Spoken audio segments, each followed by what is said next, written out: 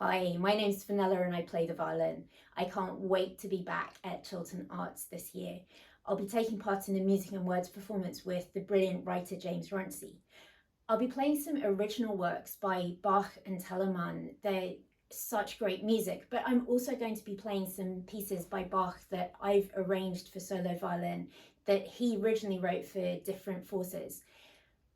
When I'm making an arrangement, I spend quite a lot of time going back to the original music.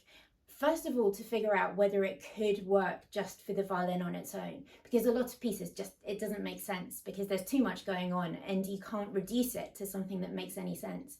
In the case of Bach's Toccata and Fugue in D minor, that's the really famous one.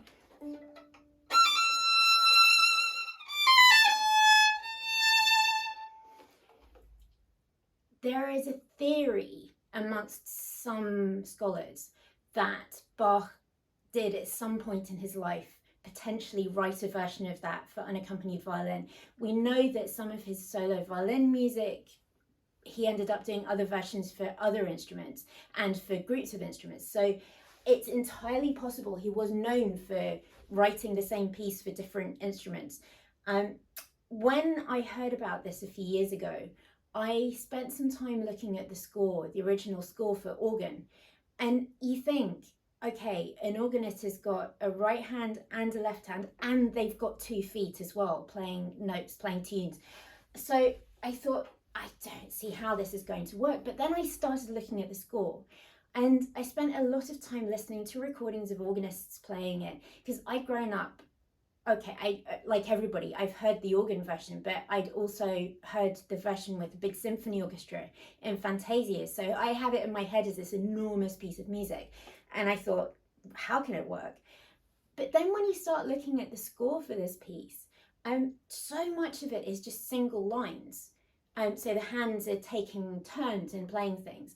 And I started thinking, do you know what? Actually, this does fall very well under the fingers for the violin. So I sat down. So what I next do after I've looked at the score and listened to the music, I sit down with the score and I have recordings standing by on my laptop, listening back to how it actually sounds in the original.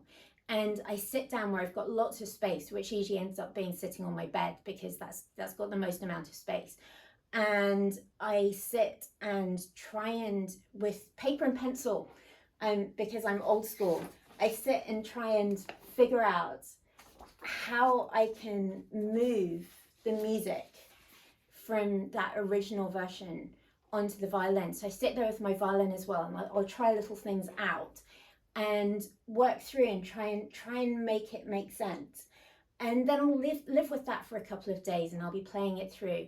And eventually I'll find myself taking more and more notes away. Because when you start writing an arrangement for something that's as big as an organ, there's always so much extra material. There are so many extra notes that you really want to put everything in. But then gradually you realize that there are certain things that aren't necessary. And if you go back to Bach's own music for solo violin, he wrote this amazing book of sonatas and partitas. It's so much music, and it's some of the best music ever written. So we have a lot of music that he's written, and every movement is so different. Every movement is different in the way he treats the instrument. So it gives you loads of ideas for how, if he had done his own arrangement, how might he have treated that passage if he was writing it for solo violin. So I was trying to think like that all of the time that I was writing the arrangement. And it's great because it gives you all sorts of different ideas of how you could treat things. And then you have to pick the one that you think might be the best one. But if you listen to a lot of Bach's music for solo violin, you hear he implies things like harmony. So he doesn't write 17 notes for me to play at once, because I can't. But he'll write the melody often in a way that you know what the harmony would be. And so I tried to do that as much as I could in the arrangement as well. So after I've sat down with my paper surrounding me and my violin and noodling and trying things out and writing this arrangement, after a few days I'll put it into my laptop in notation software, because I don't know if you could see that, but I don't think anybody could really read my writing. It's very complicated to read my writing. Anyway, I then put it into notation software so that it looks more like, can't do this, looks more like this. So I'll sit with as I'm working through it, I'll sit at my desk with my laptop, going through all of the complicated handwriting and also listening back to the recordings again, just to check that everything feels right. And then I start practicing.